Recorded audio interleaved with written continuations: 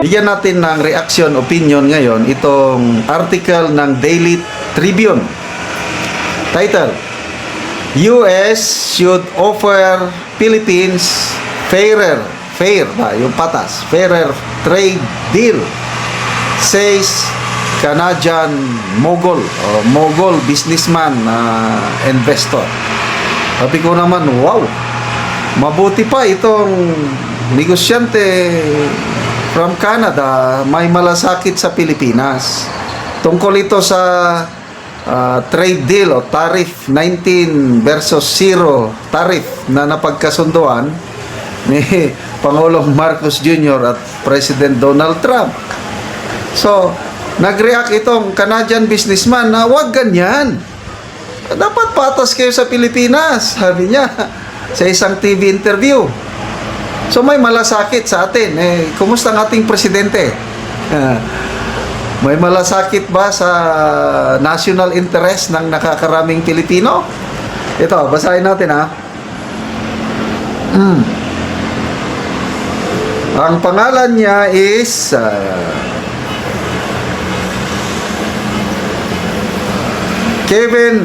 nilista ko. Kevin O'Leary.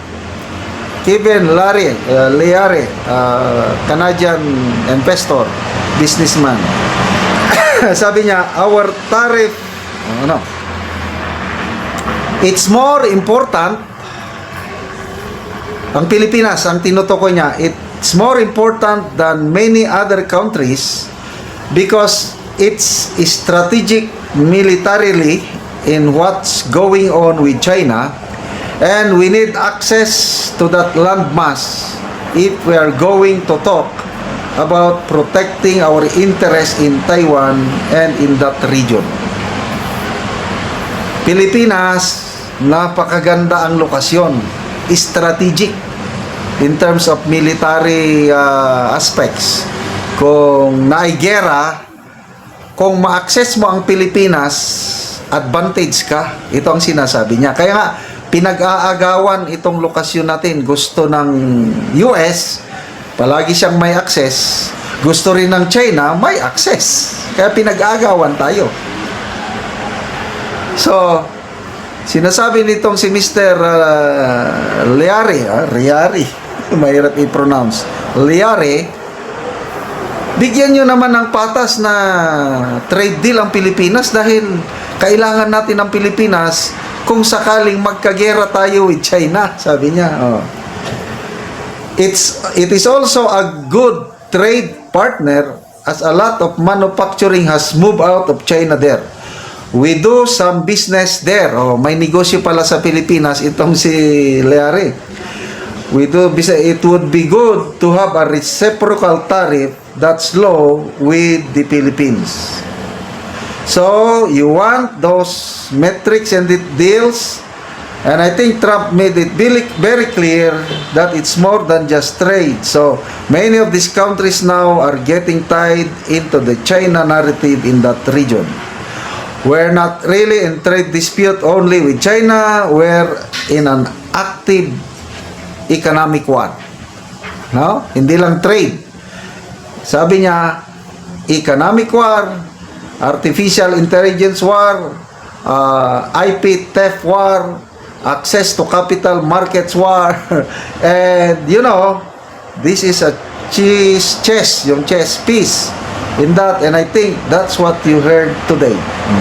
So, dapat patas. Example, Japan. Aliado ang Japan at US. Noong una, I think 25% ang ng Japan, ang tariff nila, na kaya nilang nag-negotiate sa na i-negotiate ng Japan government na ipababa ng 15%. So yung 15% na yun, pareha sa US. Japanese export to the US, may taripa 15%. Yung US export to Japan, 15% din. Yun, patas yun. Ang atin, baliktad. Ay, wala. Magbayad tayo ng 19% na buwis sa mga export natin sa US, samantalang ang US, 0. paano maging patas yun? Kaya magpasalamat tayo dito kay Kevin Leary na may malasakit sa Pilipinas. May panawagan. I don't know kung papakinggan siya ng US o hindi. Magbasa tayo sa mga... ito po ang litrato ni Kevin Leary. Comments. Ludwig Gomez, sabi niya, what an ironic situation.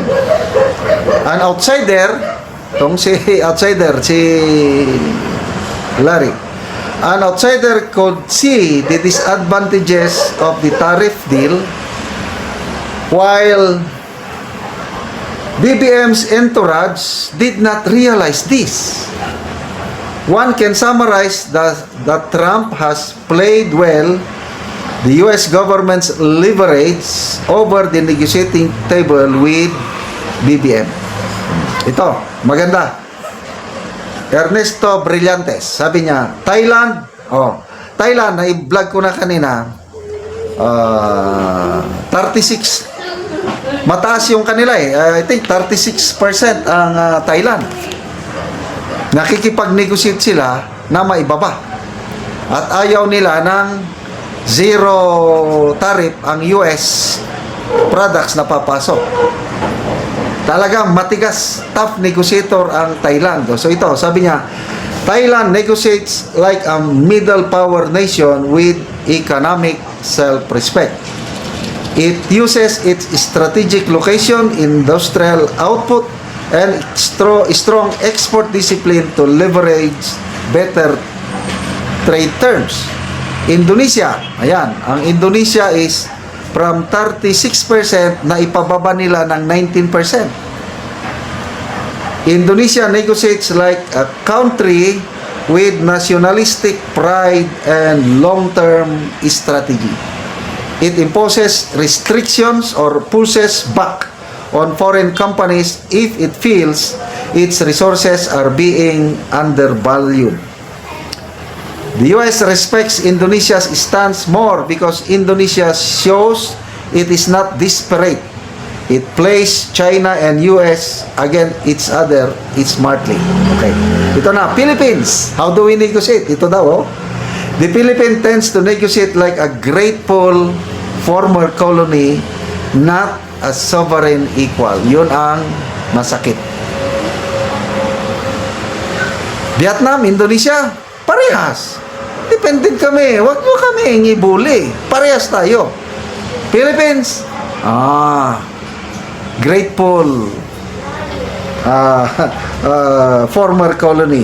We often prioritize political loyalty or defense alignments over economic fairness. So, wala. Mababa ang ating posisyon in negotiation. Walang, sabi nga ni Professor Ana Malindigoy, walang balls, walang yagba ang Pilipinas as we negotiate with US. Para lang tayong, parang tuta, sunod-sunod lang sa gusto ni Uncle Sam. Salamat sa Canadian businessman Kevin O. Leary sa malasakit sa Pilipinas. Salamat mga kaibigan sa inyong pagsubaybay sa ating channel.